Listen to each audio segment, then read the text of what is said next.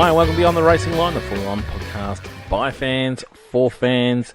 Season 2026 has begun. We had a little preview last week, and then we got into it, and love it or hate it, the new regulations are here.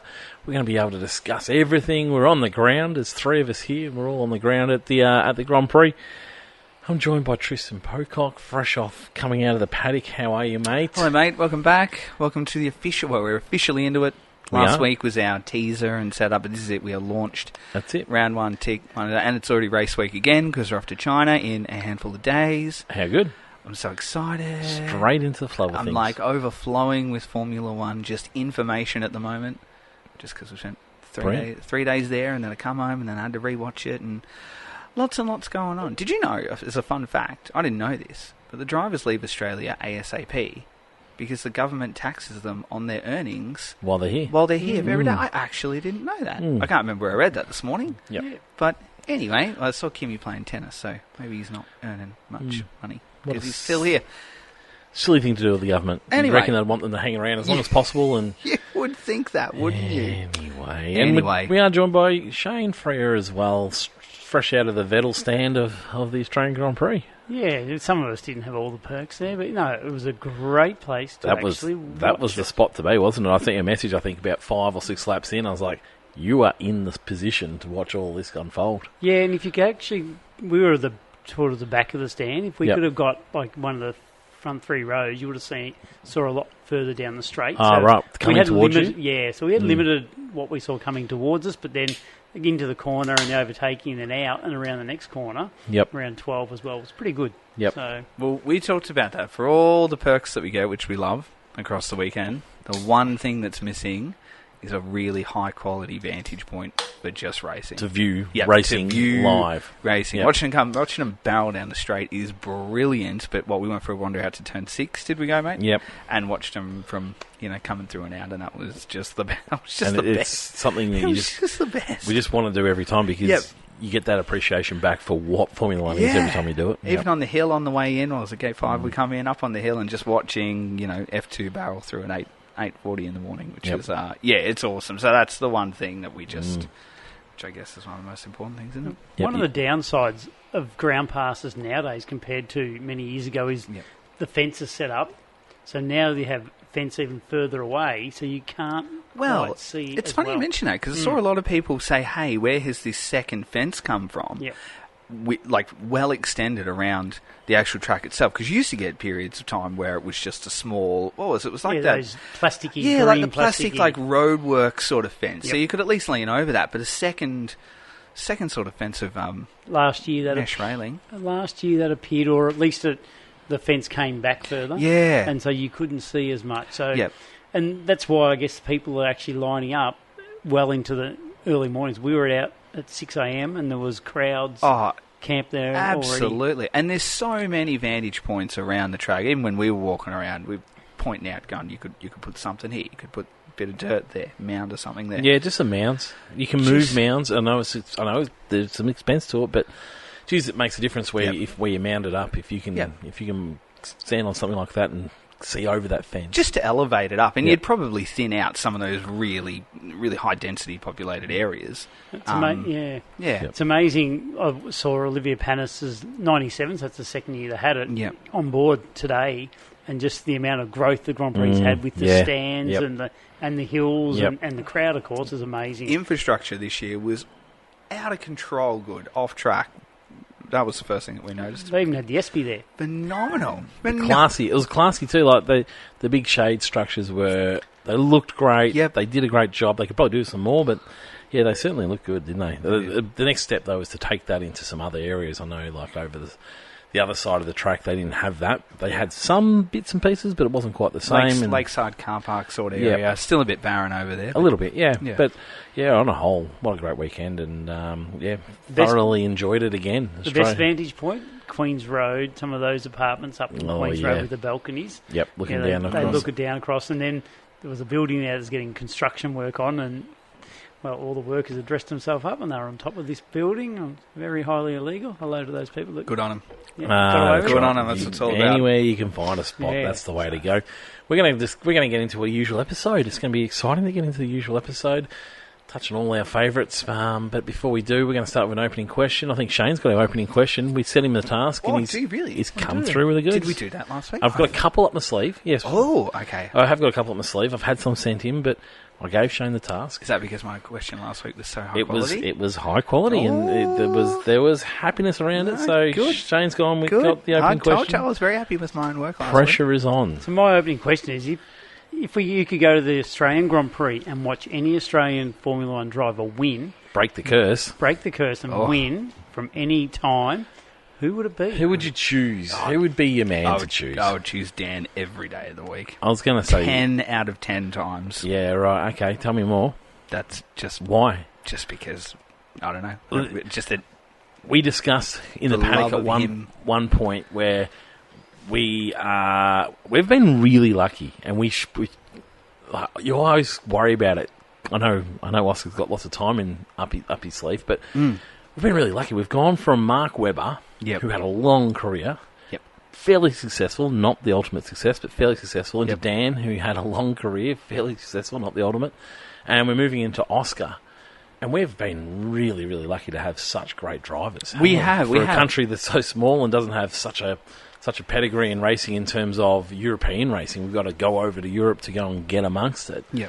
I feel like we've overrepresented, but I'm with you. We're missing, as much as I love Oscar at the moment, I just miss Dan's personality. I just miss his charisma around the paddock and around races and that personality. I mean, lots of people used to try and knock him on it sometimes because it was taking away from maybe his racing at times, but I certainly miss it, that's for sure, in the paddock. And I think of the three drivers for me, like Mark, when I first started watching Formula One, Mark was someone who just really loved watching, had a real love for what he dragged us sort of brought me up our passion. It. Yep, absolutely. Dan was the one that I was just like obsessed with, like off track in his personality, and just he's the driver that I became incredibly passionate as an Australian driver with. Yeah. And now Oscar is just I adore watching him go about it. It's just they're all such different personalities and the way they went about it. But I think that's why for Dan, I think my infatuation with Dan was too. He managed to get some really great underdog wins. Yeah, and we love an underdog, don't we? Yeah. Who's yours, Shane? Well, I'm going to toss up between Oscar, and I'd love to have seen, say, Jack Brabham in his heyday. Oh, yes. How big he would have been. Yep. Mark was great. Like Mark, when he had that debut in Minardi, and he got fifth and got...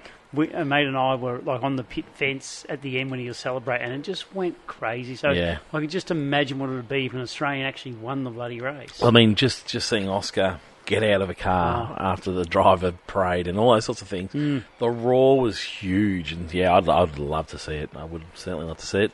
So I saved that question. I thought I won't mention it during the week in case he does win, and that'd be awesome, but no. The curse continues. The curse continues, or as Beyond the Racing Line says, it's Aussies in Australia. Ugh, just doesn't come off for us. But anyway, it is what it is. You might have heard some cans being cracked this year. Last year we followed the world circuit around and followed them with drinks. Drinking around the world, you call it? That's it, exactly. And we're going to sort of continue that theme. Are we? I'm going to take it less strictly. I'm going to go with iconic drinks from Formula One. I'm going to go with iconic. And Shane started beautifully with the Fosters. The Fosters, I mean, everyone in England thinks we drink Fosters flat out.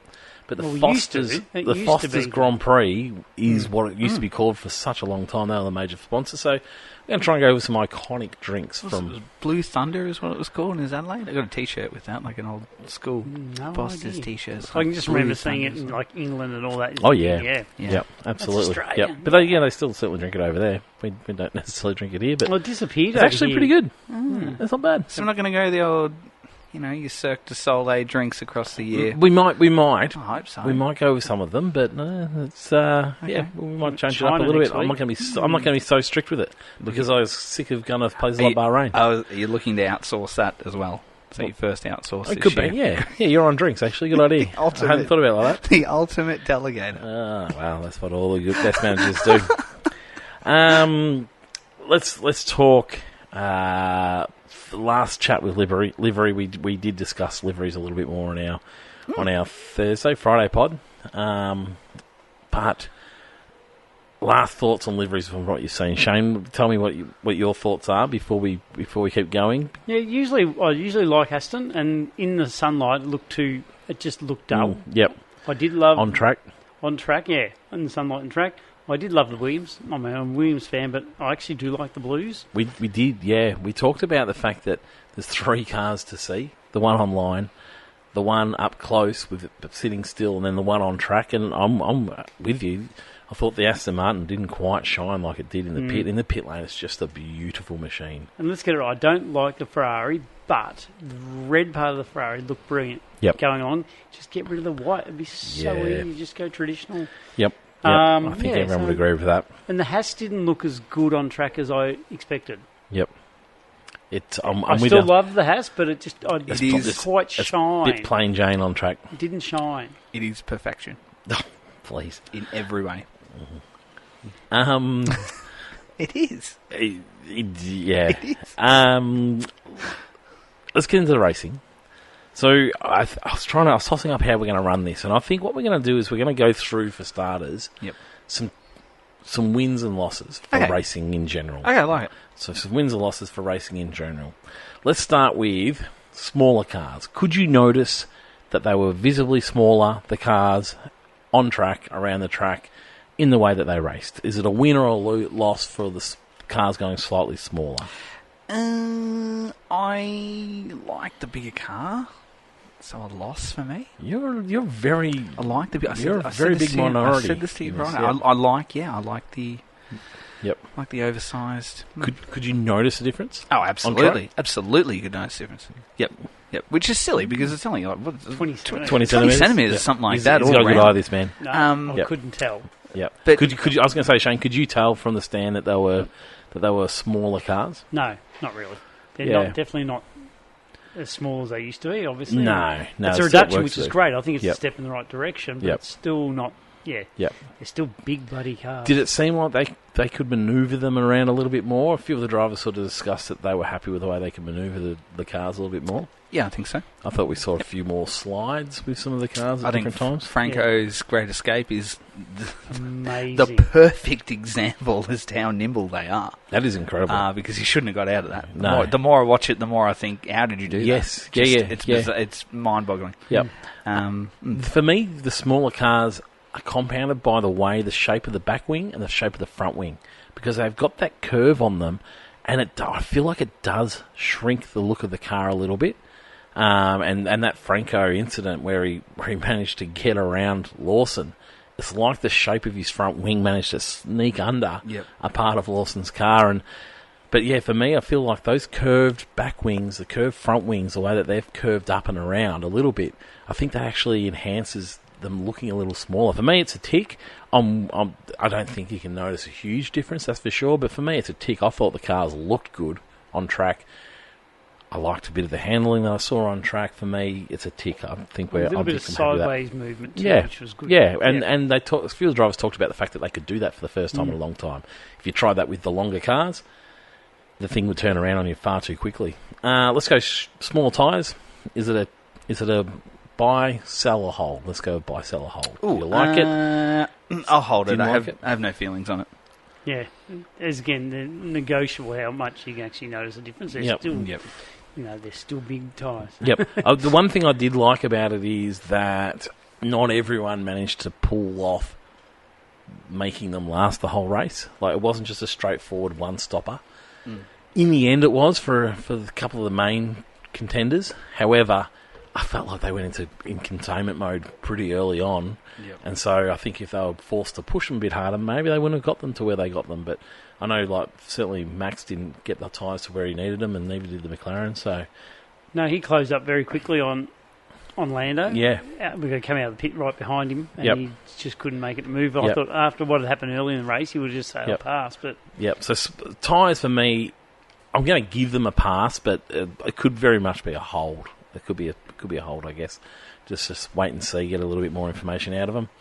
Sustainable fuels. How are you feeling about sustainable fuels? It's not a visible thing. Surprised we didn't hear more about it, to be honest. I'm a little bit fascinated with it for some unknown reason, because it's something from scratch, and I still wonder how much of a differentiator in performance that will be across the teams, but I would like to know more about it. So yeah, it was overshadowed by the 50% electric. And I think it's more like the visibility of all the other things. Where you're right, it's an invisible component to the everyday fan, so it's not something that will be front of mind. I think it'll come to light in time. Yeah. I honestly think it's something that we're so consumed, like Shane said, something that was overshadowed. I think once those things start to settle down a little bit, then there'll be some focus on the tyres, and there'll be some focus on the sustainable fuels. Not that they're going to change them around too much, I don't think. But not really. Yeah. I think it's just But for me, it's a buy. It's a step in the right direction. Hey, I think if you ask most Formula 1 fans if you would go to more sustainable fuels and have a combustion engine, everyone would be ticking that box real quick, wouldn't they? So it's a step in the right direction, but it's not quite there yet. But it is a bit invisible. Active Aero. So it wasn't too bad. Yeah, I enjoyed that part more than the next question. I'm more intrigued. Was more intrigued about it. Yep. Probably. Yeah, I would like it to be activated by the driver. It is.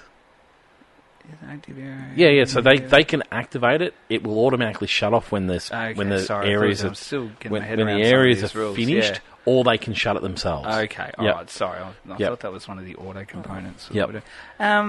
I'd like to see a bit more of it. I thought it was going to be a bit more in your face. Like, remember when it first came out in testing and we saw the upside down Ferrari wing, and everyone was like, "Oh yes." I would like to see that wasn't there. Yeah, no, but which really coming into China. Would need to come in Saturday, wouldn't it? I'd like to see more of it. Like it to be more present in the racing. I felt like we only had a couple opportunities to see it, so it wasn't really a big thing. Tick for me. I liked it. Yeah, you're screwed if it doesn't work. Yeah, and we did see that happen with Hulkenberg at one point. Oh, no, was it Hulkenberg? Was it a Haas? Yeah, it was. I think it was Hulkenberg. Yeah. At one point in time, wasn't working properly, and it caused a bit of a drama to him. And someone speculated that it was part of Max being spat off the track as well, that it didn't shut in time, so it was open at a braking point when it shouldn't have been open. No, when you go back and look at that, I'm not sure.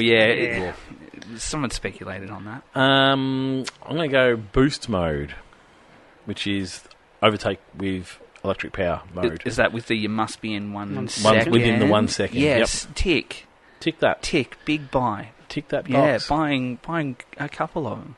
Okay. Bulk buy on that one. Bulk buy, 2 for 1. Shane? I'm just worried with the whole... No, you can't. Don't worry about that part. Did you like that aspect of it? No. Yeah, okay, interesting. I'm a hold on it. Because really? It was DRS. And so it's just replaced DRS. You're within the second, you get the boost. It was DRS. For me, I liked it. It was fine. However, could DRS do the same job just as effectively with a bit of active aero? For me, I'm holding on it. I'm not against it because we saw some cool racing because of those buttons at one point in time. Seeing it in action on Sunday, and the reason I'm giving it such a massive tick is it's the bit for me that's the big winner on the closer racing and the ability just to hold on to someone. Charles is a perfect example. If you're showing a quick clip of a test sample of here's our idea, here's how it's going to work, and if that first 8 laps of Charles hanging on to George is your sample, then it's a big tick. For me, that's the reason why he hung on.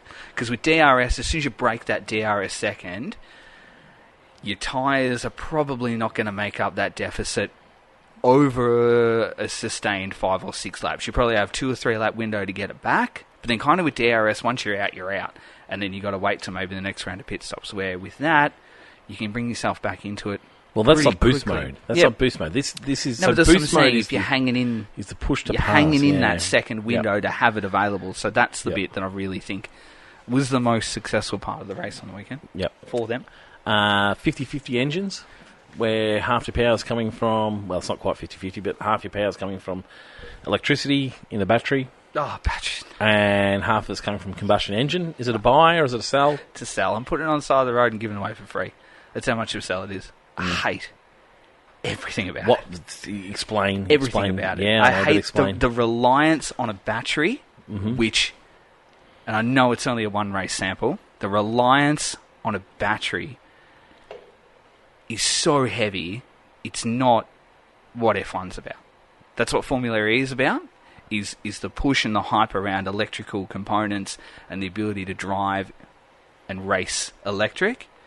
It is not what this Formula is for. And it doesn't fit, and it doesn't belong, and the issues that it is bringing, Aston Martin,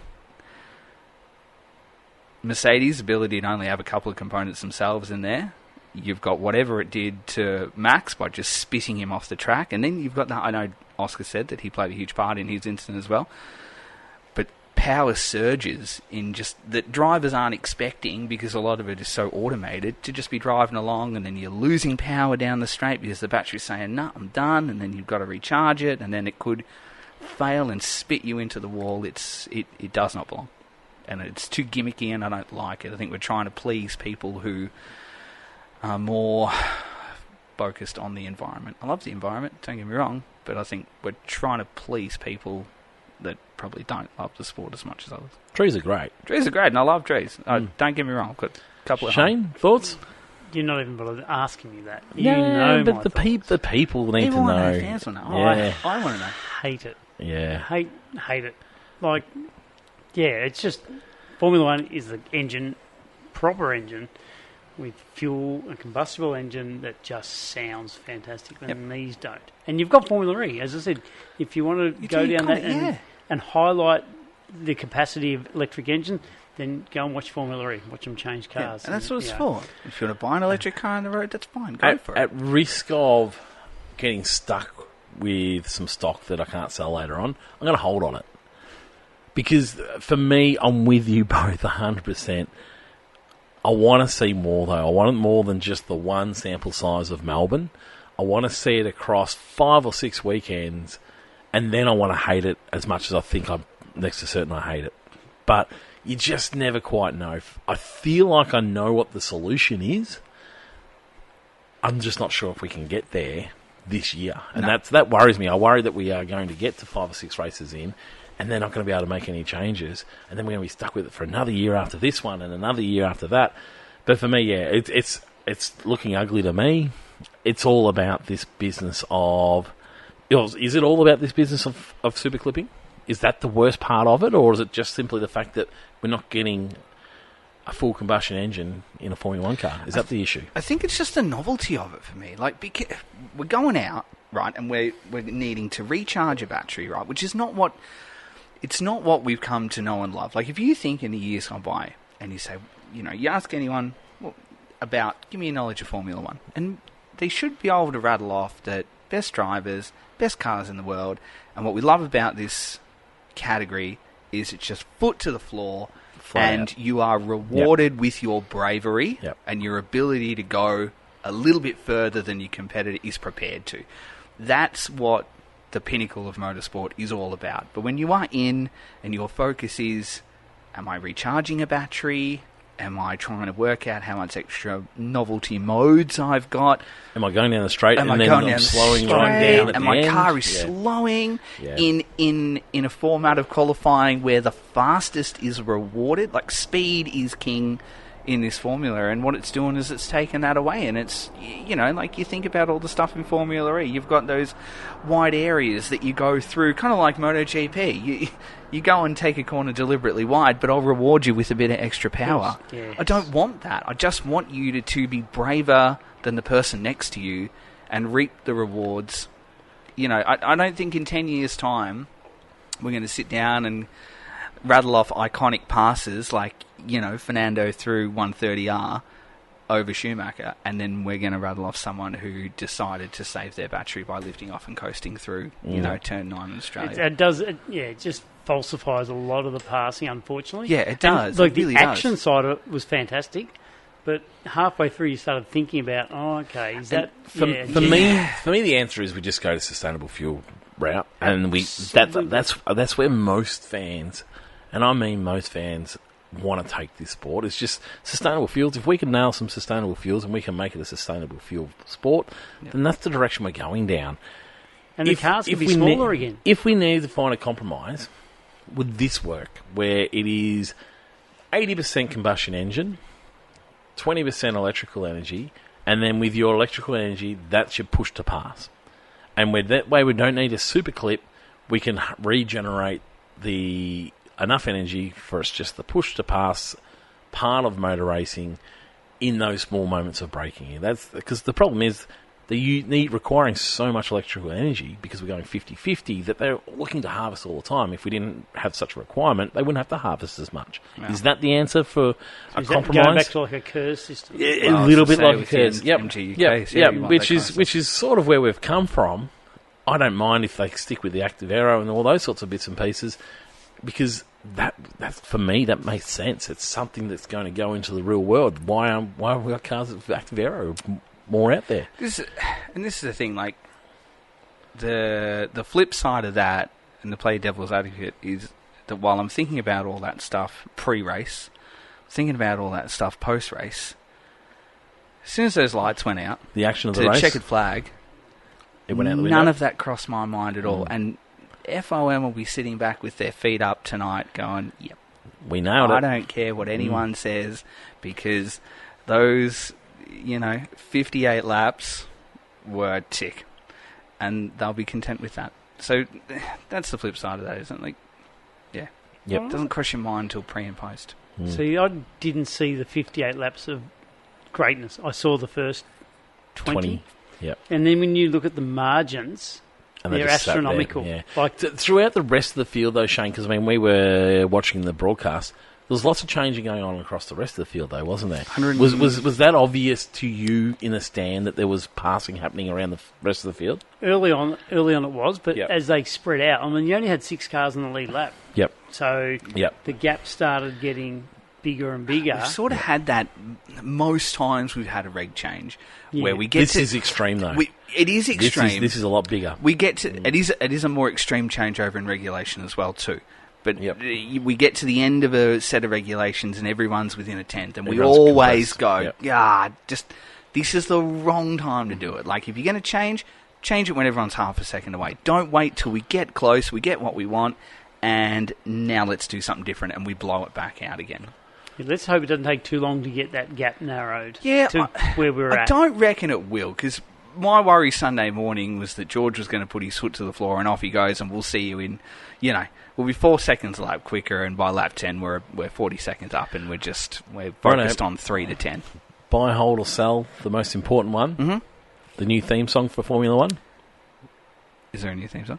There's a new theme song. Did you hear it? I didn't even know. I didn't even know there was a new. I'm talking to the wrong people because you haven't seen it on the broadcast. I didn't even know there was a new theme song. I'm fairly sure this is their new theme song, but there was a different song going on the coverage, and I was like, "Well, interesting." Anyway, all right. Are you buying that? No, it was terrible. It wasn't up my alley. God no. A little bit like the girl doing the Kylie Minogue mashup. Let's get into the race. George Russell had a resounding victory. It was suspected that they're going to be fast in testing, and then they sort of never really quite showed anything. And it turns out they were really fast. Had it covered for qualifying by a huge distance. I think he probably had the race covered. I think he probably took the foot off the pedal with all the reliability issues going on. I think probably the top 4 probably took the foot off the pedal eventually.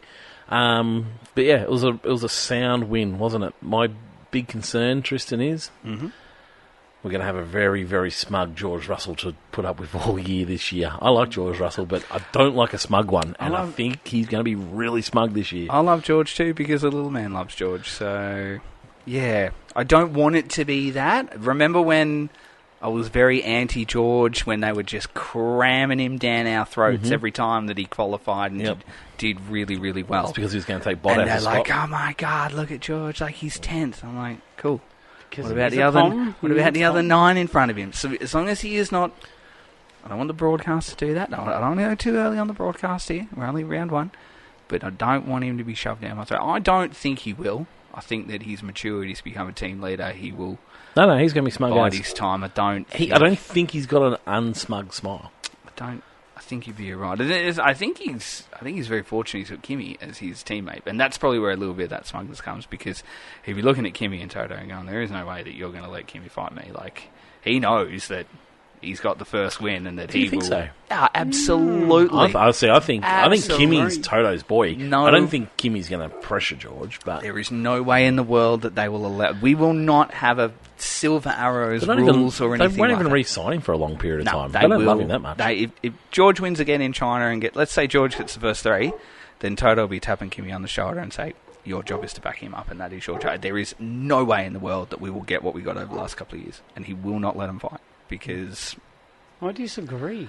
Of the age gap and the experience gap. As long as Kimi doesn't take George out at some stage. I think they're going to have it their own way for a little while. Yeah. I don't. And so I don't think it'll be all season, but I think the next few races, I think they're just going to have it their own way. I think Ferrari showed some good signs, but I'm not sure we're going to see that necessarily. Saw a lot of people say June can't come quick enough. Yeah. It could be a case of, 09, when Brawn had their double diffuser and they skipped away and then just got home by the skin of their teeth. And I think that would be a fantastic way to fight it out this year. But yeah, anyway, who's coming home to get them? Is it going to be just Ferrari? I think McLaren will be there. I think McLaren will definitely be there. Way too early to say, but I'm glad we have... I'm sure Red Bull will be there. Max will be there. I think...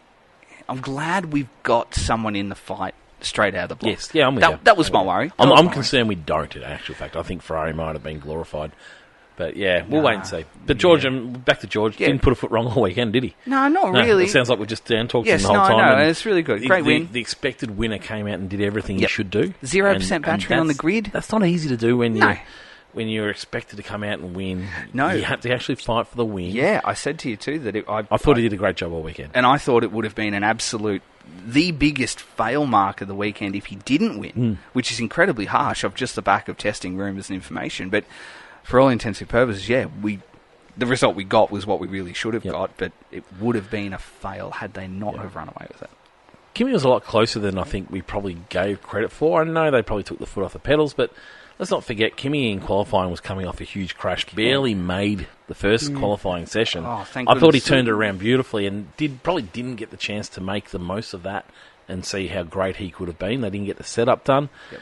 But across the race weekend, he was fairly sound, wasn't he? Well, sorry, across the race, he was really sound, Kimi. So only 3 seconds down in the end. But like I said, I think that was sort of a glorified 3 seconds. But he had a bit of work to do across the race too, didn't he? It's amazing how lucky he got with that red flag in qualifying. Yeah, absolutely. He got there, and he would have been with Max at the back. Yep, that's exactly right, and it would have looked completely different for him. Yep. I thought it was a really mature race for him for his age, to have all the challenges that he had, and there'll be a little bit of expectation on him now. Yep, and I'm sure there was. So there should be. Again, with what that car's producing. We talked about it last year. Last year he got his rookie year, and let's not forget this is only his second season. Oh yeah, huge very achievement. much so. Yeah, but last year he got his rookie year, but he stepped into a big team. If you're going to step in the big team, you don't get as much allowances. So it was a nice, yeah, I agree. A mature race. Good on you. I'm very happy for him too. Yep. I love the moment where Toto put his arm around Kimi and really supported him through the crash moment, because Kimi's comment, and once again I talk about this with Kimi all the time, he seems like such a young kid, and he's like almost complaining or sobbing to his father, where he said, I just got I had my confidence up so high too, and I love when Toto turned around and said, you've got to keep it there because everything you're doing was fine. And so it's just one of those things. But it was a real father-son moment, that one. Yep. Charles Leclerc for the Ferraris. I mean, that Ferrari starts beautifully. Let's start there. Holy moly. The hype was there, and I wasn't quite sure. I thought, hey, are they going to do what they're alleged to be able to do? I actually thought the testing launch that Lewis had, I thought the others were just, we weren't making the effort, and he was. But, God, they got off the line beautifully. I think the 0% battery of the Mercs and those in front of them helped. It confounded everything that we saw. And have you seen this? The ridiculous speed of the fifth light on to out, it's almost like you didn't see it. Or it's a fault. I love the and I think that helped. Well, I love Charles. He goes, I think the guy on the lights was having a bit of a prank with everyone because the time where they needed it the most, he wasn't giving it to anybody. But good on him. I think it caught everyone out. So quick. It was a challenging start for them, for everybody. Well, it was actually that quick that I said to Sebastian, they didn't have the fifth light. Yeah, really? Yeah. Until we saw the replay, I said, it was just that quick. Watch it back. It looks like a glitch. It looks like, whoa. Yeah. Great battle from Charles for the start of the race. I mean, got the great start, and then I didn't think he'd be able to hold on for that long with George Russell, but yeah, no, he got the job done in on and off battles. Unfortunately, Ferrari did some Ferrari things and probably didn't choose the strategy that we wanted, even though they've gone back to review it. They still hold their word that no, that was definitely the right thing to do. How can so many people see that is the right decision, whether it be pit one or both, and Ferrari be so reliant on just their information and data 24/7? This is the big knock on them last year, that they're not trusting enough of what is happening in front of them and what's unfolding on track, and of Lewis and Charles and what they're saying in the car. And using race knowledge. That was the thing that Sainz did really well in his time there, that he argued black and blue, no, we're not doing it, and I'm not coming in. And that attributed to things like Australia's win and his Vegas win. Right. I get that you've got all the data and you've got all the numbers and you've got all the simulations in the world ready there to go, but it does not mean it's going to unfold on track every single time. And we saw it, the fans in the grandstand saw it, the people at home saw it, everyone around the world could see that the VSC was out. It was right on the window too. We set it up in the media centre where we were, that this is the opportunity to go to hards and extend it for a couple more. And and then Merc came in and double stacked. And then they went around again and didn't do it, and around again and didn't do it. And then they got a third VSC after that and still didn't do it. So this is the thing that they've got to change for this year. If they want to win, they need to drop a little bit of their ego and start listening to your drivers and actively watching what's happening on track, because it's not, Aston are a prime example of that. Whatever works in the wind tunnel is not always going to work on track. So they're too busy not wanting to favour, I think. Like, they didn't know who to choose. Just grow a set of kahunas and choose one of them. But, and even, it's round one. It doesn't matter who you choose. Exactly. They just pick one. It's, and I'm sure one of them would have been flat, that yes, if you pit, you probably beat Kimi, and the other one comes home fourth. But and that sucks. Straightforward. That sucks.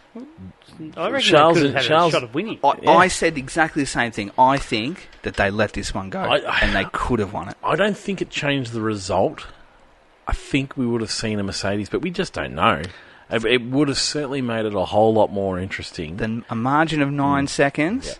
And a 10-second save time in what VSC. They ran with didn't work. Yeah, no, it's not. So this is, and again, I feel for Ferrari fans. What they were also working around, and this part of it I get completely, is that they were seeing that this was too early for a pit stop. Yep.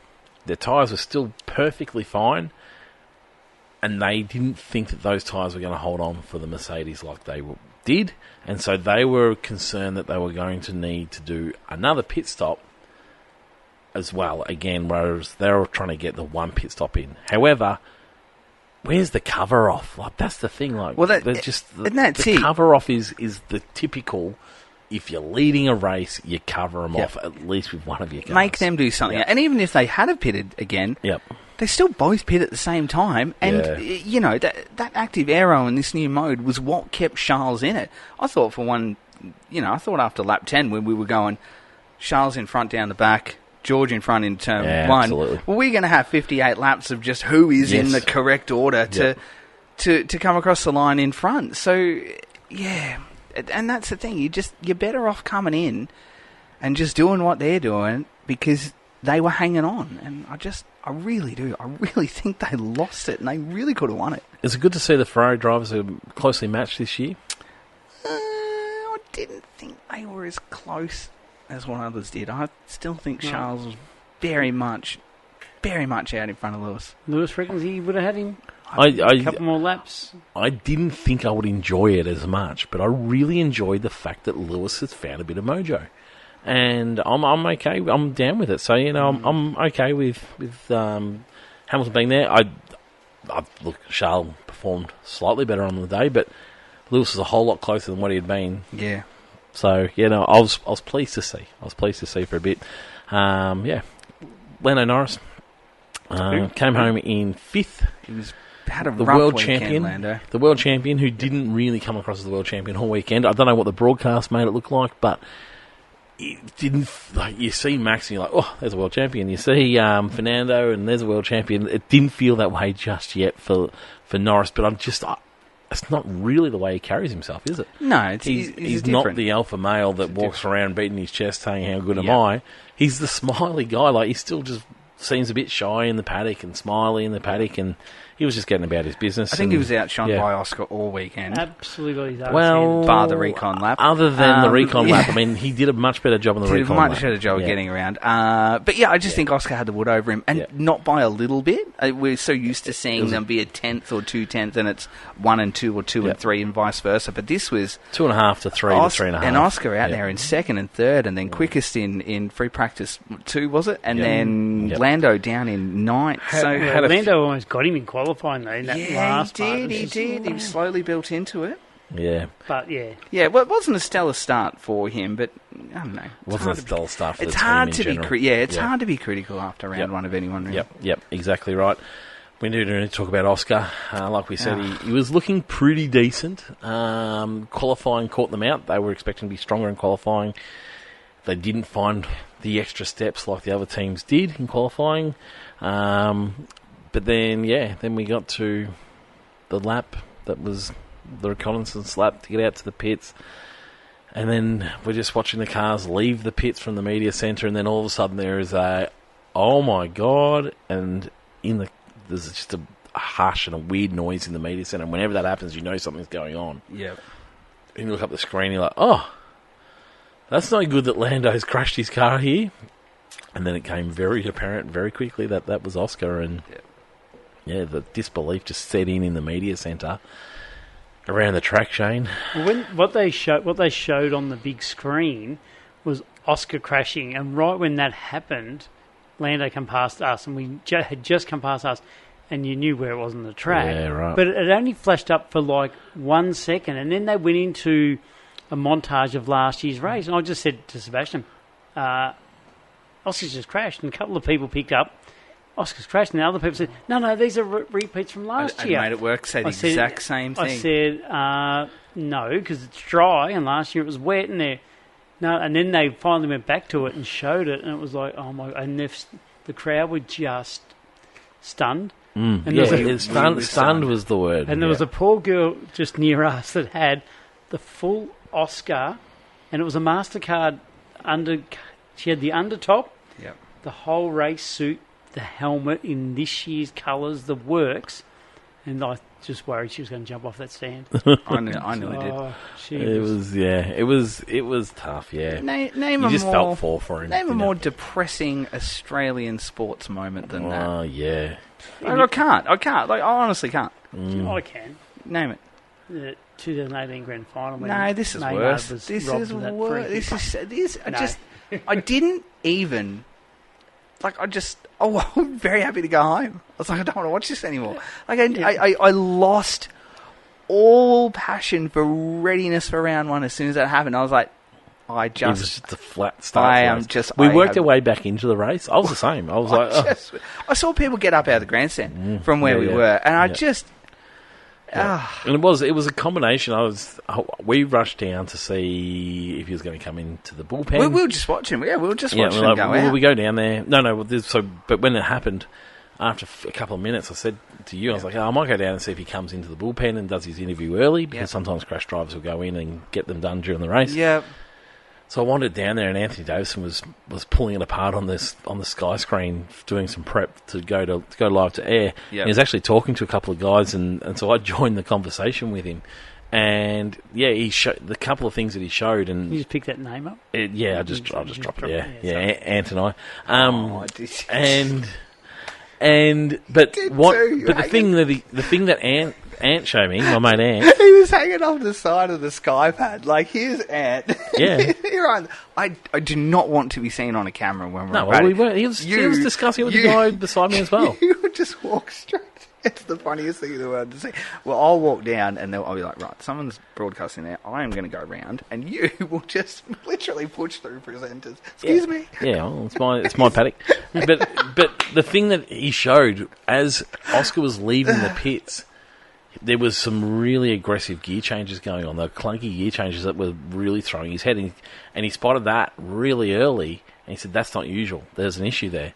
And it came out, there was an issue with the gear changes as well. He didn't have any battery. The battery deployed at the entry to turn 3, which is also the problem. So there was no battery showing any signs of being there, and then all of a sudden at entry to turn 3, it appeared again. And so he didn't actually have a chance to lay any of that battery down. And yeah, dropped the back wheel off the curb a bit aggressively. Shouldn't have been on there with the cold tyres in hindsight, which is what Oscar was talking about. But there was clearly an issue with that car. Whether it had all of a sudden fixed itself in the lead up to there was that problem. But yeah, it's just one of those things. I'm going to give him a bit of a get out of jail free card with being on the curb, because I didn't see anyone or him do anything different across any of the sessions. And even when you watch the others going out on the recon lap before, I think Lindblad's up on it in the exact same spot as he is, and Gasly's up on it in the same spot as well. And I was shocked that he put so much blame on himself, because I thought on face value it spat him off like it spat Max off. Ant said that drivers know that you don't put cold tyres on curbs and hit gas. Yep. And so how much of the gas he was expecting was what threw him. Yep. But you just know. It's like on a wet race, where don't you put your tyres? You don't put your tyres on the line. Yep. And so he's like, it's just a thing that drivers know, that you don't do that unless you're comfortable with everything that's going on around you. And it was the extra grunt that got him. And yeah, unfortunately, got him big time. And it was embarrassing, and the curse continued. He was just wanting to show the internationals how to do a hook turn. Yeah, well, that's it. Max Verstappen had a big crash in qualifying, so un-Max-like. That's the last time you can remember Max making when he was mistake like that. Doing a show run, and he just started in Formula One. Very, very early days. He does not make errors like that. Very he just early doesn't days. do it. He made a few errors like that, and you just don't see it anymore. I love his response to it too, where he was just like, "Oh, rear's locked, fantastic." Yeah, just going head first into the wall at 340 k's an hour. But in terms of across the race, it was a good recovery. You were talking podium. I was very confident of podium. I really was. We weren't far off. 54 seconds. Yeah, three spots. Yeah. We missed out on seeing what he could do. Yeah. So we won't know what we don't know. We won't know. Hopefully, we'll know in Shanghai what it can do. Yep. And I'm sure he would have. He would have just put it in third. He's gone up in my books. Every part of me says that he would have been third. I like Max. I wouldn't say I'm a Max fan, but I really like the way he goes about racing, and I like him in general. I like him a whole lot more because he is speaking his mind on these regulations, and he's leading that charge, and I really, really respect him for that, because quite often they can just go along with the flow, but he's not taking it, and he's speaking his mind, and I really like that. Here's the thing I don't like about people who are knocking and pushing back against him. 4 or 5 years ago, we had Lewis being very strong and very, very opinionated on things that were happening in Formula One, and we applauded him for pushing back, going, yeah, this is great.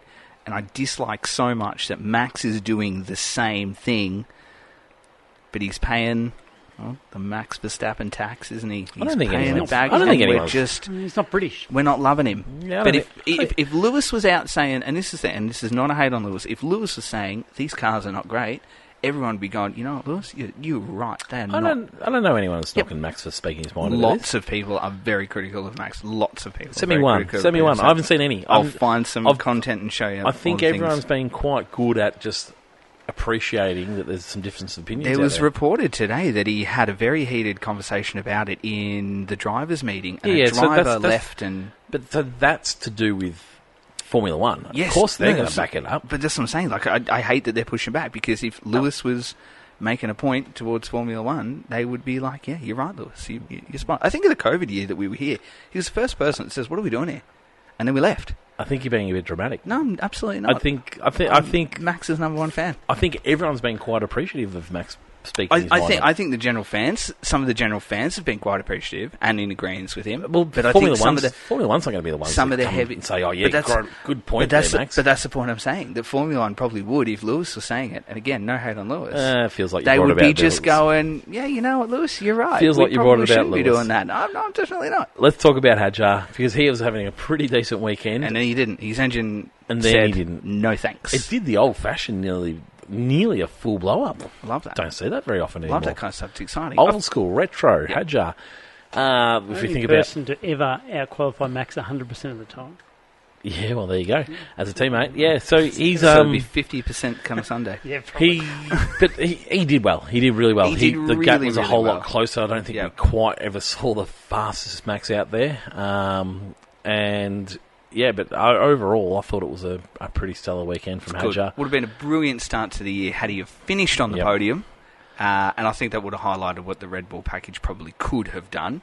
I don't think there's any danger of him finishing on the podium, though, was there? No, I'm just saying. I think he's more going to be fifth. Yeah, but I think it would have been great for him to leave round one and just go, "Hey, I'm third in a Red Bull." Yep. I thought it was pretty decent and what we've needed in Red Bull for a long time. Yep. Ollie Behrman, he did very Ollie Behrman things. Yep, just went about his race and come home in a true position. The one great thing about Ollie Behrman is sometimes he makes some silly mistakes. We haven't seen any of that. No. Pretty solid, 7th, best of the rest in a Haas. Outshone his teammate. Anything else to mention about him? No. That's how we. I think that's how we will just describe Ollie for the year. Well, it hasn't been, though. No. Like, he's made lots of silly mistakes, and that's how I want to describe him. For him to step up as a racing driver, he needs to become consistent like this. Could Ollie be our F1.5 champion for 2026? There is that possibility. Ooh. There is that possibility. I don't know the odds because started yet. I'm not a bookie, but there could be. And we're going to wait for your rule changes for this year. Yeah, well, that's true. Yeah, That's right. You do Push to pass for 25 regulations. points. Maybe Esteban Ocon. Maybe Esteban Ocon finished in 11th position. He's going to get replaced by Jack Doohan sometime this year, isn't he? I think so. We mentioned that together, didn't we? Yeah, I think so. I don't think it's going to happen, but that's our hope. I think Ocon's role this year will be to do the trial and testing of setup, and Ollie's job will be to get out and get results on track. And I feel like that's going to be the breakdown this year between the both of them.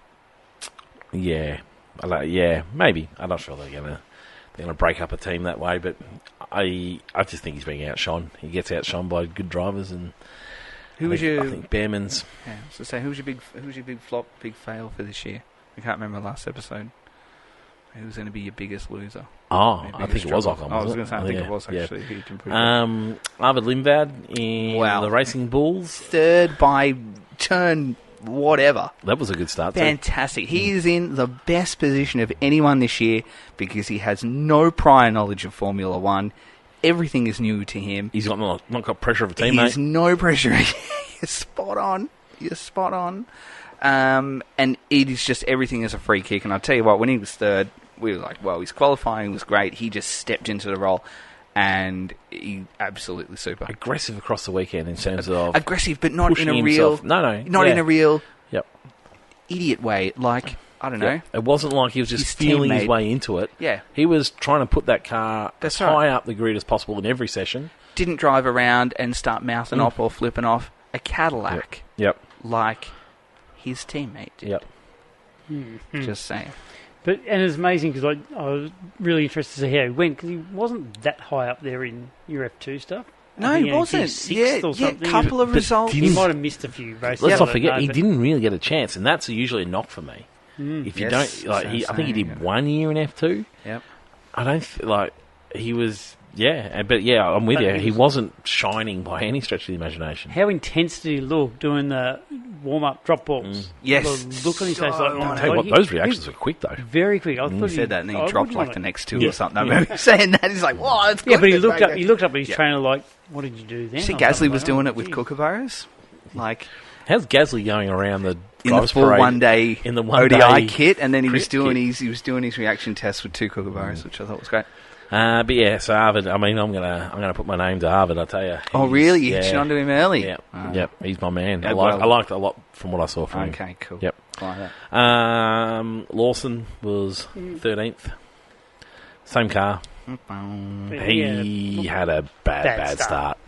Yep. So yeah, that's going to throw you out the back pretty quickly anyway. But he was getting done by his teammate across the board, really, anyway, wasn't he? And the fact that this is Lindblad's first race makes it worse. Yep, he should have absolutely pantsed him. Remember when he didn't get picked for the Red Bull seat and then got it and then got ousted?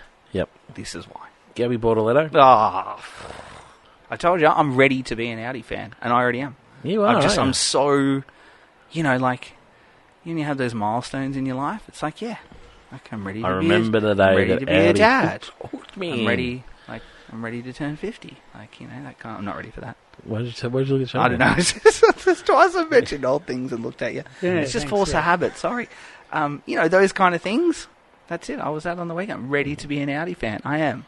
Unbelievable. He proved himself last year. Unbelievable. Ready for the job, didn't he? Yeah. And the big question was, for me, was Audi going to be able to produce something so he can keep showing his form?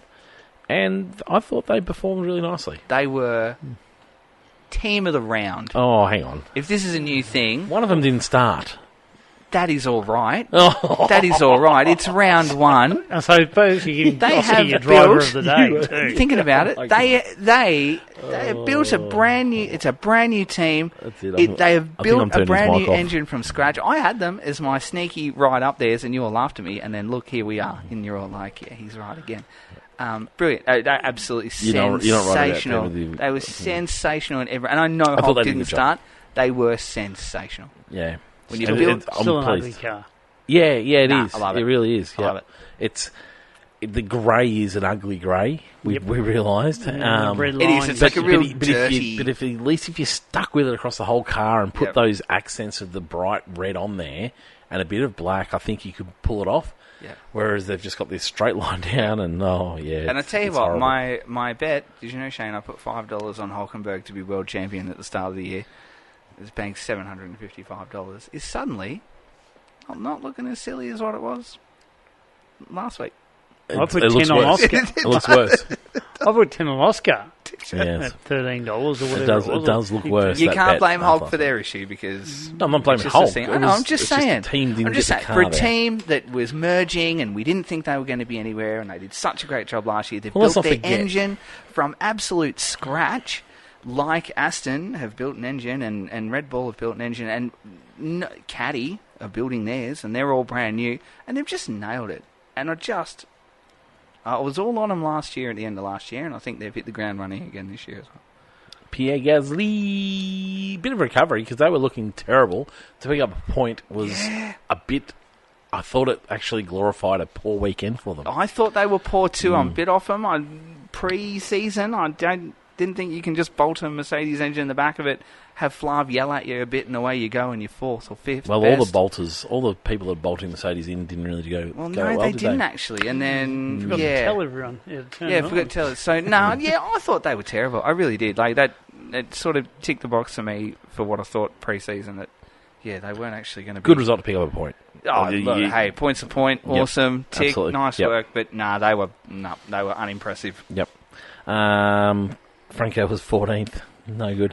Save of the year moving into 12th, we've got a very fat, slow Williams car at the moment. Albon in 12th, Carlos in 15th. Boys, you can't... But it was the other way around for most of the race, so something... I didn't see what happened at the end there, because Carlos was leading Albon. Yeah, okay. From a lot of the race. Don't know. It was going so slowly. I couldn't be bothered. 1 lap and 2 laps down. You can't argue with me this week. No, terrible. That is terrible start. That is a failure. That is a huge failure. I couldn't agree more. They ramped this up. They said 26 is our focus. 26 is our year. We're investing all this time. We're pulling the pin early on 25. We're going for it. Some good results in 25, which made me think, you know what? They've got some operations in place. They've fixed some things up. Tristan is up and about. But they did. I'm very happy. They openly said, we are all in and we've got this and we're going for it. Jump on board. And then to be a lap and 2 laps down. Who's the other team that did that? He's just a failure. Yeah, Aston. They're Aston, atrocious. It's amazing, isn't it? Atrocious. So they are in. No, that's a big fail mark. I said they cannot be third last. They are third last. You have to be beating Alpine. And now, knowing how bad Alpine are, because I'm not on Alpine this year, that they have to be beating Alpine on Saturday and Sunday. They cannot be beaten and be third last. That is just, if you are a Williams fan, you will not be accepting anything more than that. Yeah. Terrible start. You have to. I'm confident we're going to see some progress, but it's a terrible, terrible starting point. Yep. It's not looking good at all. Mentioned Aston Martin. I mean, I need to mention Cadillac first because Sergio Perez actually beat the Aston Martins. Finished the race, so tick, well done to them. 3 laps down, doesn't matter. Got through the weekend, first time out, first Grand Prix completed. Ticked a lot of boxes. It was funny because that's all they need to do. In the press conference, which I was attending, Shane.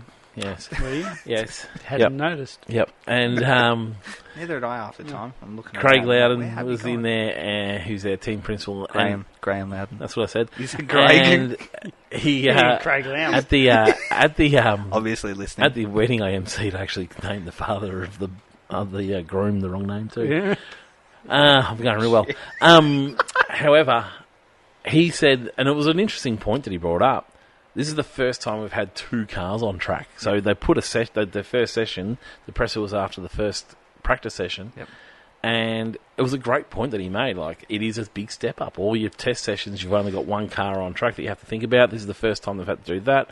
And so they're still, you forget a little bit, they're still ticking all those boxes to get those operations in place. I thought it was impressive from them. Even though it was a 1-car finish, they were slow, I thought it was a tick. It's all they've got to do. I'm going to say it's a fail. Why? You got 3 laps behind. Everyone is starting at the same point. You got 3 laps behind. You've never been in the sport before.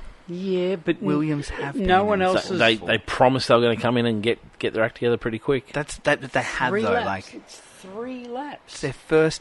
It's 15 kilometres. I'm going to give them ever. Even your HPV team was closer to ours. I'm going to give them 10 rounds to get it together. In what defines getting it together? Competitive with the other teams. Really? So that wasn't competitive with the other teams, other than Aston Martin, who can't race a car at the moment. So yeah, 10 rounds. I feel like they're going to have to be somewhat competitive. For me, they don't have to do anything other than have a car finish every race for the season, and for me, that's a tick. See, the way they talk themselves up to get into the sport, they promised a lot. I think they have to be delivering, and in 10 rounds. Yeah, in 10 rounds. Yeah, I want to see signs of progress that you're going to be competitive in 10. Currently, they're not competitive. If it was different if they were in last year's configuration, because all these teams have got a huge head start. Yep. They've all started with these new wanky sort of engines that they've got. Yep. And they're a long way off. I think it's incredibly harsh. I couldn't agree more. And do you know why? Why? Because this is Formula One. Oh, I know. This is the same. It's the same as when we get rookie drivers in. We don't put up with rookie drivers driving around 5 seconds slower than everyone else because they're new. This is Formula One. You're supposed to be at the top mark. I think if you said 20, I think 10. I can't see anyone doing a great deal in 10. I can't see McLaren doing a lot in 10. The reason I say that is because we're going to see 2 sets of upgrades in 10 rounds. I think which is what the teams have spoken about. You'll get your 2 in, and within 2 upgrades, I want to see them. They brought upgrades here, which was great. Everyone brought an upgrade this year. To Australia. Yeah, but the fact that they've got that in progress is actually I'm pleased with. So what's your pass mark for Aston then, having pedigree in the sport? What's their pass mark for 10 rounds? Their pass mark for 10 rounds. What do you want to see for them in 10 rounds? They have to be competitive with the midfield. That's absolutely not going to happen. I couldn't agree more. So they're going to fail. Okay. Just because they're not going to get it doesn't mean... So what you want to say is... I actually thought that's a pass. Fernando looked okay for the first part of it. Yeah. I mean, he was on soft... I think he was on soft tyres. Yeah. He did a little show run. Yep. It was a bit. He climbed up to 7th or something at one point in time. Yeah. I've read that they've alleged to have been asked for dispensations in the cost cap because of how far behind they are. They're not going to get it, and they should not be getting it. If they get that, there'll be riots because they've had the same time frame and more facilities and better workforce than anyone else in that lower end of the field. So if they get that, absolutely right. Just the word Cadillac, it just reminds me of a family sedan or something like that. And that's what they're actually proving. Yep. Thank God they didn't name it like Corvette or something, because that would have at least been... Rightio, let's hear 3, 2 and 1 thanks to All Signs. 3, 2 and 1, what's wrong? That's hard. It's hard Very this week. I think it's easy. I'll go first then. Okay, you go first. I'm going to go first. Very, very easy. George Russell gets 3 points because... he had that faultless weekend. He had a car that was better than anyone else's, and he drove it better than everyone else. But he had a fairly faultless weekend. like I said, the pressure's on him, so I'm happy to give him the point. Okay. 2 points to Oscar, obviously. Only joking. So my 2 points is going to go to Arvid Lindvad. I thought for a rookie to perform the way he did across that weekend was a stellar effort. It just shone. And I was going to give my 1 point to Hadjar, just because it's like we forget this is his second season in the sport, and I thought he was performing quite well. I can't quite give it to him, so I think Behrman, for just that consistency in the Haas. I mean, beating your teammate like that, I thought it was impressive. So, yeah, George into Lindvad into Behrman. Okay. Shane. It is a tough one. George 3. Mm-hmm. And I've been tossing up between Lewis and actually Kimi as the 1, because I actually had the 2 as well, being Lindvad. And I just don't know between Kimi and Lewis. I'm with you on I was actually Kimi. impressed with Lewis the whole weekend. He was actually... This is hard for you to say. Yeah, I know. Kimi, for me, made his mistake. He made his problem. Like, he crashed the car, put himself on that back foot. Then we don't know whether it's that electric stuff as well. Yeah, everything else about the weekend was... Very much could have. And that's the thing I don't want to say. And Toto said, go back and look at the data. Don't lose that confidence. Because I don't know. Everything else about his weekend was great. But, I thought it was just... He just put himself in that pressure. I will go Kimi for that 1. Yep. So, it was George into... Lewis? No. Oh. Lindvad. Oh, Lindvad. Yep. And then Kimi. Okay. Yep. Sorry, Lewis. I almost gave you a point. I don't think that's ever happened. Nearly made history. 3 to Lindblad for me. I just thought he was great, phenomenal across the weekend. And then, like I said... Everything he did was thrilled us. And the way he went about it too was awesome. So, 3 to Lindblad. 2 to Charles, because I think he should have won. Sticking to that for a long time. Should have won. And well, shouldn't he have pushed harder? Didn't hear anything from him. Should have won. Pit done. Should have won. It brought the fight when I didn't think there was going to be a fight there, and provided just some of the most fantastic racing. He looks very confident. So I loved Charles' race on the weekend. So 2 to Charles and 1 to Gabby, because I love Audi and I love Gabby. Okay. And that's it. I can't give it to the Mercs because they're supposed to be really quick, and they are really quick, and they won. And it's hard to give it to like we do. It's hard to give it to you when you just disappear off to distance. I'll let him have one. I'll let him have one early. Honourable mention to Kimi. Tell me, who's your dud of the day? Oh, it was dud of the day. Oh, it's a hard one, isn't it? It's not a hard one. I'm going to give it to batteries. Batteries are my dud of the day because you spat Max off. In my heart of hearts, you spat Oscar off as well, and you probably spat Kimi off, and I do not want to see any part of this formula of where these cars are spitting drivers into the wall because their components go, nah, not today. I don't really feel like it. It's like your printer. You know when you print something and then you walk to the printer and it's not there? Because you haven't hit print? That last step. Sometimes you do, and you're like, God damn it, didn't do that. Well, Tristan would rather draw out all the sheets. I would freehand draw it because I don't have to wait. You know when you buy a new car and you get all... It reminds me of my car. You buy a new car, right, and you'll have an old car, like my very old car, the Skyline, which you used to have to climb across. My driver's side door was locked permanently and my window didn't work, so in order, if we were ever going through Macca's drive-through, I couldn't wind the window down. I had to open the door and explain every time, sorry, my window doesn't work. And someone's window I know doesn't work as well. And then my driver's side door broke, so in order to get in the car, I would have to wait for whoever my passenger would have to wait so I could get in the passenger seat, climb across into the driver's seat. And then they could get in. My Chariot's door still opens. That's really? Okay. The windows mightn't work. This is my daddy's batteries, because it's like when you get an old car that just everything works because it's not complicated, and then you get these new cars where you have to turn all your alarms and your brakes and all that kind of stuff off. And I don't want to see batteries spitting people into the wall. So batteries in these cars are my dud this round. My dud? Yep. Prices were ridiculous. So we went and got some chicken tenders and chips. Yep. $24. Oh. But the funny thing is, it was sticky tape with 24 written on it, and by the end of the day, or later on, it had fallen a little bit, and you could see the usual price is $18. I whipped it on there, so that was done. And then just like $200 t-shirts and your $100 hat. Like, I'm with you, because I went to get my 4th free drink at 11 o'clock out of our fridge, and it was warm. Yeah, it's not wasn't it? Not ideal. The free coffee. It's not ideal. Jeez, that was good free coffee too. They had great coffee in the paddock. It probably had instant coffee, wasn't it? It was Bristol, mate. It started with C. I can't remember. It was good, wasn't it? It was fantastic. good. We sort of. You're right. There was points in the day where, let's go and grab a coffee. I will have 1 cup for the day, and that's it. You had 5. I think we'll just drink it because it was free. We were able to. But Mr. Whippy Van did have $7 ice cream. We did get done. We went for a wander around, and we had a Mr. Whippy, and it was treated one of the nicest ice like creams I've had in a long time. 5-year-olds. Should we get an ice cream? Yes, we did, and it was the best. It was wonderful. It was really, really good. And then we went back to our glamorous seating position. Yeah. My dad, I can't go past. I mean, it's a fairly obvious one, but I'm going to lay it on Honda.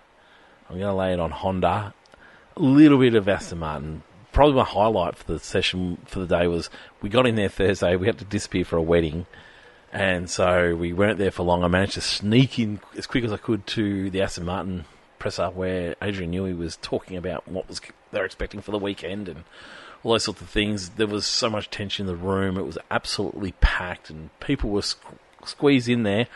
And as he's trying to describe as to why they can't make their electric engine work, the microphone keeps on cutting out where it would cut out at all the important times, and he was getting so frustrated that he was looking around for support. No one was really moving, and it was just such an embarrassing moment for Aston Martin that they couldn't get the microphone to work while they talked about the cars they couldn't get to work. But I lay all that blame on Honda. They've just absolutely cooked it, and the fact that they moved so many people out of that department and didn't bring them back in, I think has just absolutely set that team up so badly. So I do feel for them. I don't know how I feel for a billionaire and his team, but I do, because Honda's really been a bit dishonest with them and screwed them over. Let's move on. You got a hero of the hour? Oh, hero of the hour. I did, I just forgot. Oh no, my hero of the hour was. I shouldn't, because I was so upset about Oscar, but the guys that had the remote control McLarens that went down, ramming into the wall. Down, they kept on ramming the wall where Oscar hit the wall, and someone's written Oscar was here. Yeah, I saw that actually. Which is good. Hero of the hour. Nah. I'm going to go with the Aussie crowd. Okay, yeah. I thought they performed beautifully. It was another huge crowd, but everyone was, from what I saw, everyone was really supportive. There was lots of cheering. Didn't hear much booing or anything like that. Yeah. I thought they were the heroes of the hour I thought they put on a great performance. I'm surprised your dad wasn't the paddock, because you were so anti. Oh yeah, they chopped the trees out. The trees down. I understand. Sometimes progress means we have to do these things, but it would be nice not to. You sound like the Save Albert Park group who complained about the Grand Prix coming there and complained about the trees getting cut down, but they neglected to say that they planted 4 times as many trees. So they may have planted those, replanted the trees. I hope so. Roger? No, it's just I just enjoyed the shade of those trees while I was in the paddock looking at the people.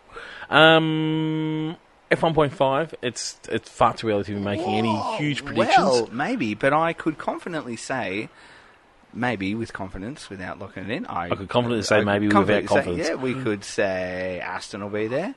Aston will be there. You're going to let them in? If I was going to start now... Wouldn't they be in F1, F2.5? F2.5. That's insulting to the F3 boys. Sorry. Yeah. If I was going to start today, I'd put Aston in, I'd put Caddy in, I'd put Alpine in, I'd put Williams in, and I'd put Haas in, to be quite honest. So it was a little bit sceptical. No RB? RB's good. Maybe. You'd have everyone over the top 4. You might have to. I think it's fairly clear. I was a little bit I was kind of hopeful that we were going to do something different. I thought it's going to be anyone's going to win on their day. It's not the case. Well, we never know. We've only had one day. But if I was starting today, that's what I'd do. And I think, RB would be my question mark. I'm not quite sure.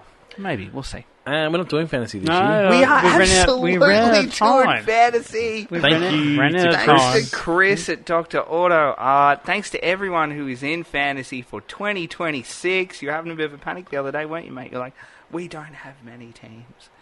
We have 62 teams now, so amazing. I think I actually need to write down who our teams are, and we kind of need to cut it off at 62. Because I don't know. You're not going to let anyone in? Well, we've started, haven't we? We have started. We've started, so I'm thinking about the controversy we had the other year where someone changed a team over and then skyrocketed up. So 62 as of today, that's it. So if you come in after the pod and I find you in 63 position, I'm just going to boot you out. You will be fine.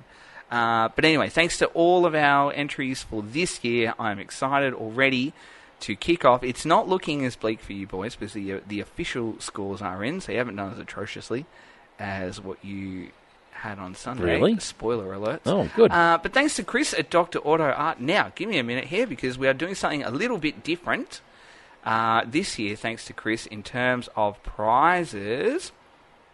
This year, if you hadn't listened to our pods across the last couple of days, this year Chris is rewarding our first five for this year's competition in some sort of way, just to get a few more people a bit of reward for effort. So our overall winner will take home Chris's print, your print of your choice, if you are the number one scorer across this year's fantasy. If you are in second and third place, you will get 50% off your very own print. So you can choose something, you can have something made. Chris will give you 50% off that print. And then fourth and fifth will get a 25% off a print of their choosing as well. So thanks to Chris, a great way to recognise more than just the top three. And really, really excited for fantasy this year. Let's have a look at some scores. Where should we start, fellas? All right, we'll start with ours. I'll go first. Thank goodness for me. I'm not top 10 just yet. That's all right. It's a bit disappointing. But I'm starting 20th, which is serviceable. I scored 220 points for this round.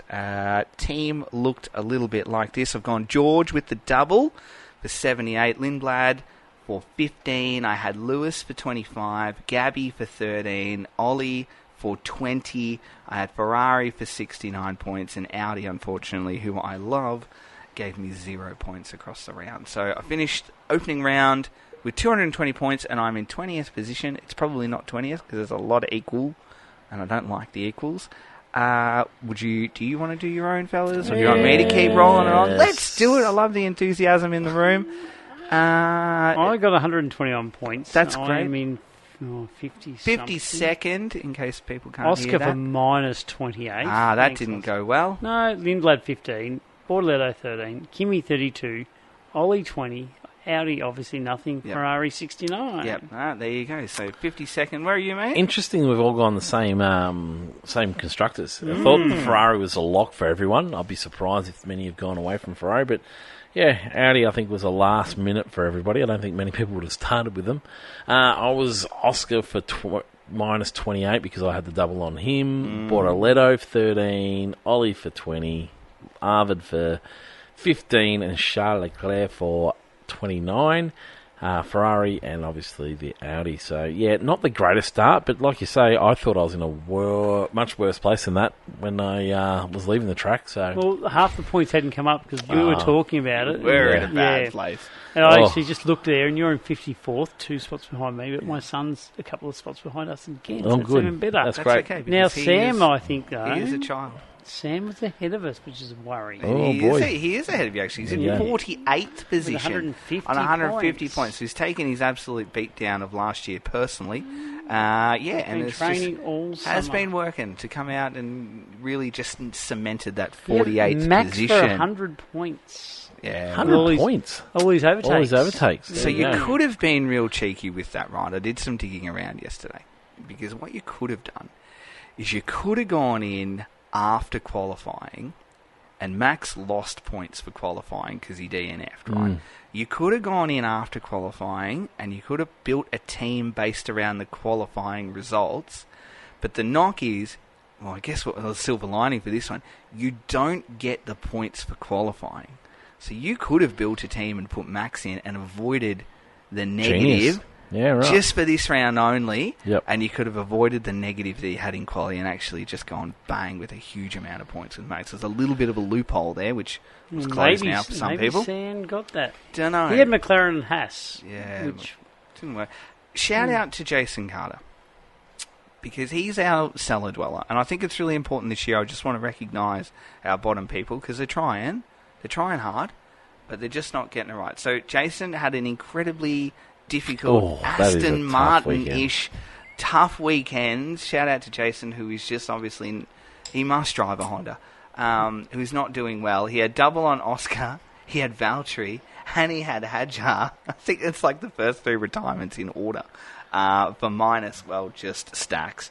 And then, had McLaren and Racing Bulls. So, and he had Alex Albon for 8. Must have been talking to you, Shane. And putting Alex in. So anyway, I didn't put Alex in. I knew Williams weren't going to be very well. Did you? There you go. All right, let's have a look at our top scorers. So these are our top 10. I know it's not first to 10 because there's lots of tied points, but it's Royce Peters and James Collier leading the way with 2 very different teams, mind you, and they're on 269 points each, which is fascinating to see 2 totally different teams scoring the exact same thing. Saptarshi Das is in 3rd place. That doesn't stick around for the year. Saptarshi Das is in 3rd place with 261. David Parson in 4th place on 260. Jordan Pankraz back in the top echelon as he was last year on 259. Arcia Palacio Garcia, 259. Bronwyn Collier on 259. Paul Cook on 257, and then it is our household names from last year, Jolyon Dyer, Andy Tales, and Roman Merrick on 251 points collectively. So that is the top 10 for round 1. If you are in 11th place, Official Wooden Spoon is the team name. And that person's name is Sample Text. Sample Text. So if you are Sample Text, I encourage you to put your actual name in there. So I like it. So we know who you are. Even the next couple of names are different. Yeah. It's 47. It's 47. Ola Babs. Ola Babs sounds like something my son would call my partner when he's in a bad mood. Ola Babs. He does that at the moment. Nigel Preston there in the top 20. Oh, yeah, I saw. Oh, and Tristan in 20. Yeah, me in 20 are doing the right thing. You know what I love? I love the new desktop platform here. Again, showing something, which is awful.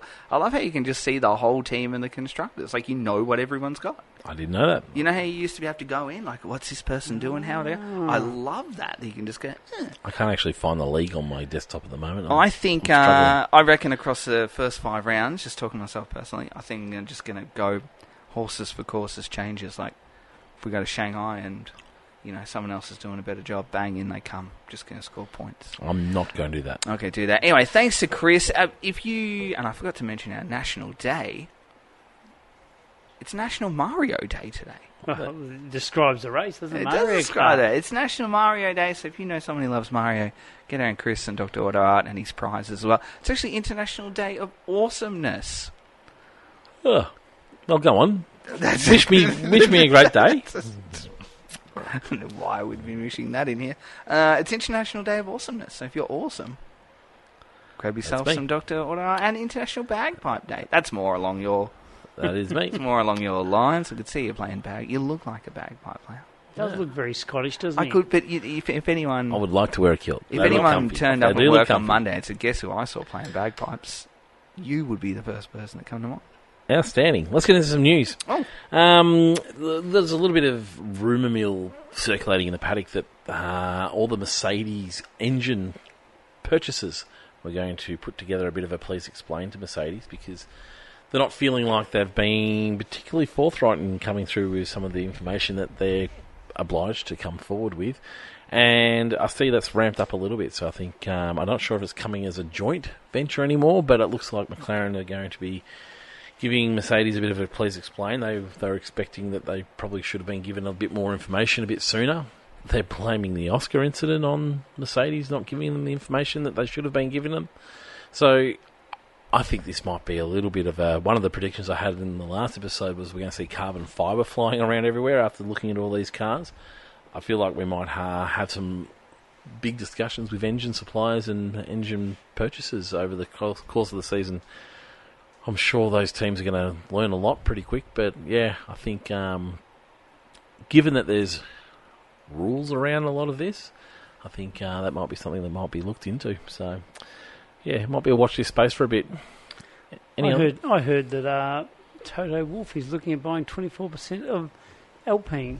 And that might be though to counter the fact that apparently Christian Horner was looking at buying 24%. Yeah. I read that he was wanting to keep him out. Imagine if Horner had one of his engines. Oh my god.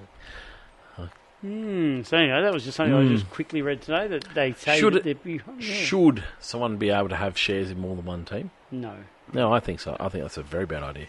I mean, obviously there's he sold his Williams shares, hasn't he? Yes. I think he did, yeah. Or did he keep a small... Well, being a part owner and team boss and being a part of another team that runs your exact engines, although then we have got Red Bull with 2 teams. Yeah. I was going to say, there's the Red Bull 2-team situation, but yeah, I think it's muddy water, murky water, isn't it? So. Yeah. I was expecting to hear a little bit more about Christian Horner this weekend. That also didn't really fire. Jerry was too busy hanging out with the King. I saw on the news. Yeah, today. right. Okay. Yeah. Any other news, boys, that you want to talk about? Footy's back.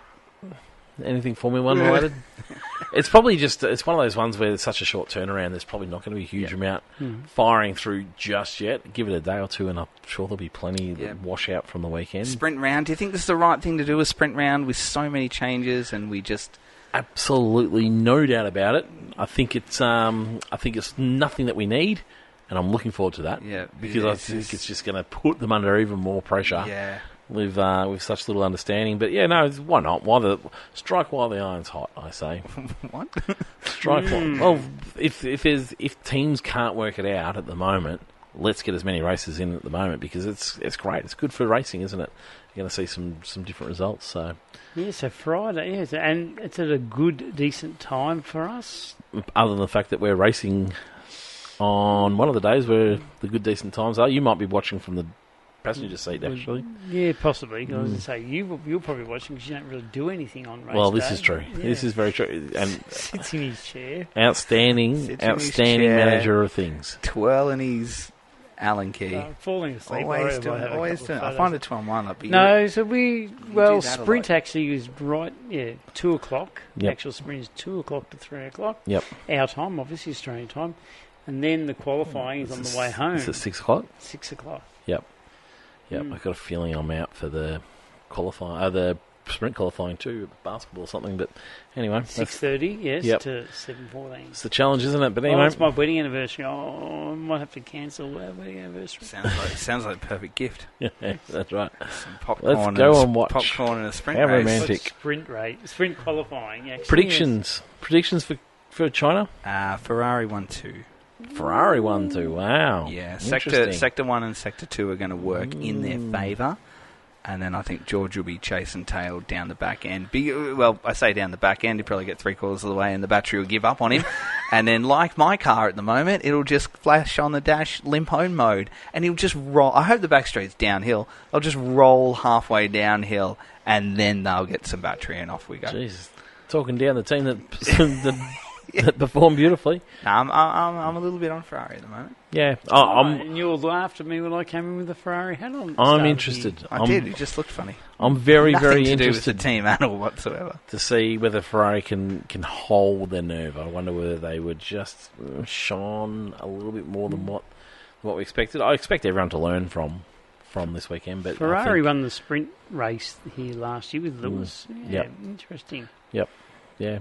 For me, it's we'll stick with Mercedes. I think they look really strong, but I think everyone's going to do some learning. I'm very interested. Very, very interested at the moment. Hard to go past Mercedes, and then Ferrari or Oscar for third. I was going to say, I reckon we'll see a bit of an Oscar revival, hopefully. You won last year here, so he obviously likes the track. Yep. Hopefully. Might be a bit of an easier recon, that. Looking forward to getting back into it, boys, and we'll be back with another episode after the Chinese Grand Prix. Goodbye now.